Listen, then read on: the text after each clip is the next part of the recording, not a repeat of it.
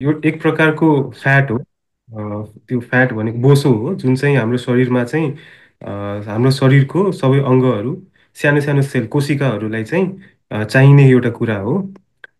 यो चाहिँ खराब भन्दा पनि खास त यो खराब एउटा लेभलमा शरीरलाई सबै सेललाई चाहिने कुरा हो होइन। किनभने यसको बिना चाहिँ हाम्रो भिटामिन डीदेखि लिएर हर्मोनहरूदेखि लिएर त्यो कोशिकाहरूको जुन सेल मेम्ब्रेन हुन्छ नि त्यो पनि बन्न चाहिँ त्यो बन्नमा चाहिँ यसलाई यो चाहिन्छ यो तत्त्व चाहिँ। तर एउटा लेभलभन्दा चाहिँ बढी भयो भने चाहिँ यो रगतमा बढी भयो भने चाहिँ यसले चाहिँ नराम्रो अब यसले चाहिँ नराम्रो कम्प्लिकेसनहरू ल्याउन सक्छ। कोलेस्ट्रोल भनेको चाहिँ अब राम्रो नराम्रो भनेको पहिला चाहिँ अब एलडिएल र एचडिएल कोलेस्ट्रोल लाई चाहिँ होइन। एलडिएल कोलेस्ट्रोललाई चाहिँ नराम्रो कोलेस्ट्रोल खराब कोलेस्ट्रोल भनिन्थ्यो। एचडिएललाई चाहिँ राम्रो कोलेस्ट्रोल भनिन्थ्यो किनभने चाहिँ एचडिएलले चाहिँ तपाईँको यो अरू अङ्गहरूबाट चाहिँ कोलेस्ट्रोललाई चाहिँ ल्याएर लिभरमा ल्याउँछ र लिभरले चाहिँ त्यसलाई चाहिँ टुक्रा टुक्रा पारेर त्यसलाई चाहिँ मेटाबोलाइज गर्छ। एलडिएलले चाहिँ तपाईँको लिभरबाट चाहिँ एक्स्ट्रा कोलेस्ट्रोलहरू चाहिँ रगतबाट धमनीहरूबाट लगेर चाहिँ अङ्गहरूमा चाहिँ डिपोजिट गर्छ। त्यो डिपोजिट गरेर चाहिँ यसलाई नराम्रो भनेको हो। अब नराम्रो कोलेस्ट्रोल भन्नेलाई चाहिँ हामी एलडिएललाई भन्छौँ।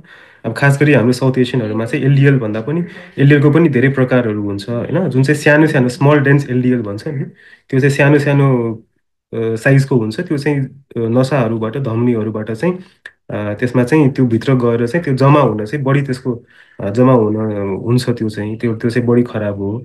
त्यसबाहेक चाहिँ हाम्रो एपोबी कन्टेनिङ जति पनि कोलेस्ट्रोलहरू हुन्छ त्यसलाई चाहिँ नराम्रो कोलेस्ट्रोल भनिन्छ। लाइपोप्रोटिन ए भनिन्छ त्यो नराम्रो कोलेस्ट्रोल हो। ट्राइग्लिसराइड भनेको नराम्रो कोलेस्ट्रोल हो। र राम्रो कोलेस्ट्रोल भनेको चाहिँ एचडिएल कोलेस्ट्रोललाई भनिन्छ जुन चाहिँ हाई डेन्सिटी लाइपोप्रोटिन भन्छ त्यसलाई त्यसको फुल फर्म चाहिँ। त्यसले चाहिँ त्यो अङ्गहरूबाट चाहिँ कोलेस्ट्रोललाई फिर्ता लिएर आउँछ लिभरमा र लिभरले चाहिँ त्यसलाई मेटाबोलाइज गर्छ। लिपिड प्यानल जुन हामीले लिपिड प्रोफाइल नर्मली जुन बेसिक लिपिड प्रोफाइल गरिन्छ त्यसमा चाहिँ हामीले चारवटा कुरा हेर्छ होइन। टोटल कोलेस्ट्रोल एचडिएल ट्राइग्लिसराइड टिजी र एलडिएल। टोटल कोलेस्ट्रोल चाहिँ 200 भन्दा बढी छ भने तपाईँको एलडिएल कोलेस्ट्रोल 100 भन्दा बढी छ भने ट्राइग्लिसराइड 150 150 भन्दा बढी छ भने र एचडिएल कोलेस्ट्रोल जुन चाहिँ राम्रो कोलेस्ट्रोल हो त्यसको मात्रा कम छ भने चाहिँ जस्तो महिलाहरूमा चाहिँ 40 भन्दा कम र पुरुषहरूमा 50 भन्दा कम छ भने चाहिँ त्यो चाहिँ एबनर्मल भयो नराम्रो भयो। बढेर त्यसले चाहिँ गराउने रोग भनेको एथेरोस्क्लेरोसिस हो। एथेरोस्क्लेरोसिस चाहिँ अब मुटुमा ब्रेनमा र हाम्रो अरू धमनी खुट्टा हातको नसाहरूमा धमनीहरूमा चाहिँ हुन्छ। त्यो भइसकेपछि चाहिँ त्यसले चाहिँ आफ्नो कम्प्लिकेसनको लक्षणहरू हार्ट अट्याक हृदयघात स्ट्रोक अब पेरिफेरल आर्टरी डिजिज खुट्टा काट्नुपर्ने एम्पुटेसनहरू गर्नुपर्ने हुन्छ। तर एज सच कोलेस्ट्रोलको चाहिँ अब फ्यामिलियल केसेसहरूमा चाहिँ कुनै कुनैमा चाहिँ त्यो अब ज्यान्थेलेसमा ज्यान्थोमा भन्छ जुन चाहिँ त्यो डल्ला आँखाको वरिपरि डल्लो आउने हाम्रो यो हातको टेन्डनहरूमा चाहिँ डल्लो डल्लो आउने त्यो प्रब्लमहरू चाहिँ कसै कसैलाई देख्न सकिन्छ। तर कोलेस्ट्रोलको लक्षण नै भन्ने चाहिँ खासै हुँदैन। सबभन्दा पहिला त तपाईँको रिस्क कतिको छ होइन त्यो रिस्क निकाल्नलाई चाहिँ विभिन्न प्रकारको स्कोरहरू निकालेछ विभिन्न सोसाइटीहरूले।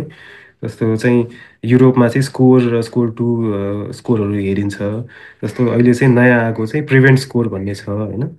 त्यो स्कोरबाट चाहिँ तपाईँको कति रिस्कमा पर्नुहुन्छ तपाईँ प्रिभेन्ट स्कोरमा चाहिँ 10 वर्षको र 30 वर्षको तपाईँलाई हुनसक्ने हृदयघातहरूको रिस्क कतिको छ निकालिन्छ। र त्यसमा चाहिँ हाई रिस्कमा पर्नुहुन्छ कि लो रिस्कमा पर्नुहुन्छ कि इन्टरमिडिएट रिस्कमा पर्नुहुन्छ। त्यसमा चाहिँ रिस्कमा चाहिँ तपाईँको कोलेस्ट्रोल बाहेक चाहिँ तपाईँलाई तपाईँको उमेर कति छ परिवारमा कोलेस्ट्रोलको रोग हार्ट एट्याकको रोगहरू छ कि छैन त्यसबाहेक तपाईँले सुगर प्रेसर छ कि छैन चुरोट खानुहुन्छ कि हुँदैन तपाईँको लाइफस्टाइल एक्सर्साइज कतिको गर्नुहुन्छ त्यो कुराहरूलाई सबैलाई कम्बाइन गरेर चाहिँ एउटा स्कोर बनाएको छ। त्यसमा चाहिँ हाई रिस्कमा छ जुन मान्छे पढ्नुहुन्छ उहाँलाई चाहिँ उपचार सुरु गर्नै पर्यो। र लो रिस्कमा चाहिँ औषधि उपचार भनेको त औषधि मात्रै होइन नि त पहिला खानपिन एक्सर्साइज होइन त्यो सबै हो त्यो चाहिँ सुरु गर्नु पर्यो। र इन्टरमिडिएट रिस्कलाई चाहिँ हामीले इन्डिभिजुअलाइज गर्नुपर्छ हेरेर औषधि सुरु गर्ने तर कति इन्टेन्सिटीमा सुरु गर्ने लो इन्टेन्सिटीमा सुरु गर्ने कि हाई कति डोजमा सुरु गर्ने त्यो चाहिँ हामीले डिसाइड गर्नुपर्छ इन्टरमिडिएट रिस्कमा चाहिँ। त्यसमा चाहिँ अरू हामीले थप जाँचहरू जसरी कि तपाईँको कोरोनरी क्याल्सियम स्कोर भन्छ, सिटी स्क्यानबाट गरिन्छ।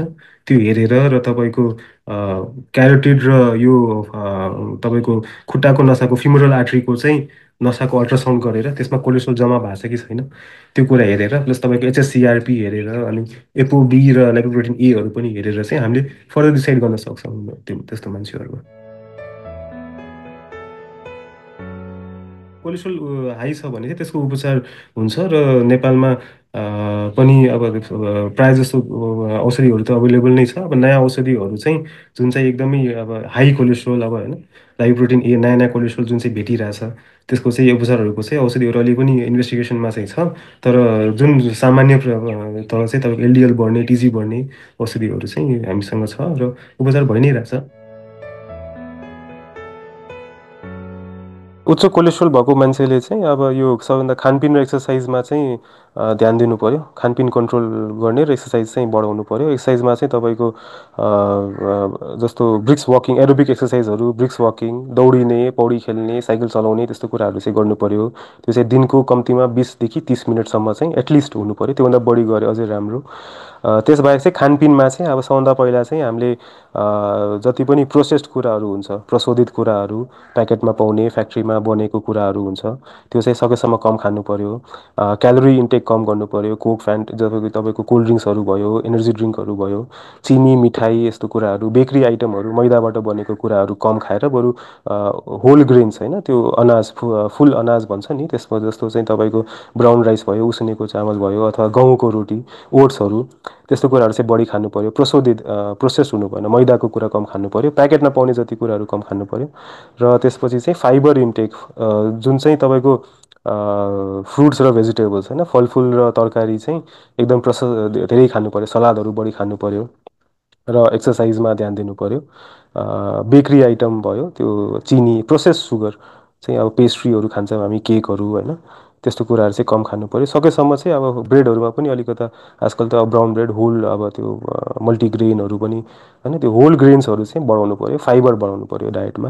र तेलको मात्रा पनि, जुन किचनमा युज हुने तेलमा पनि सेचुरेटेड फ्याटहरू चाहिँ अब घिउ, डाल्डा, जम्ने तेल जति हुन्छ, बोसो, त्यो कम खानु पऱ्यो। र राम्रो हेल्दी तेलहरू चाहिँ जस्तो तपाईँको ओलिभ ओइल भयो, अलिकता नन सिड ओइल्सहरू हुन्छ नि, जस्तो कि ओलिभ ओइल भयो र क्यानोला ओइल र सनफ्लावर ओइल भन्छ होइन, यिनीहरू चाहिँ यिनीहरू बढाउनु पऱ्यो। र अर्को तपाईँको सिड ओइलहरू जस्तो कि कोकोनट ओइल होइन, यस्तोहरू चाहिँ अलिक कम खानु पऱ्यो। के अरे एभोकाडो ओइलहरू चाहिँ त्यो यिनीहरू चाहिँ अलिक होइन अलि हेल्दी हुन्छ। त्यसबाहेक चाहिँ अब यो लिन मिटहरू, माछा मासुमा पनि तपाईँको बोसो कम भएको माछा, कुखुरा, छाला बोसो भएको कुखुरा, र प्रोटिनको लागि चाहिँ गेडागुडीहरू, दुधमा पनि चाहिँ तपाईँको लो फ्याट डेरी होइन, त्यो छाली र फ्याट कम भएको चाहिँ दुधहरू, त्यस्तो दुध र डेरी प्रडक्ट्सहरू चाहिँ खानु पऱ्यो।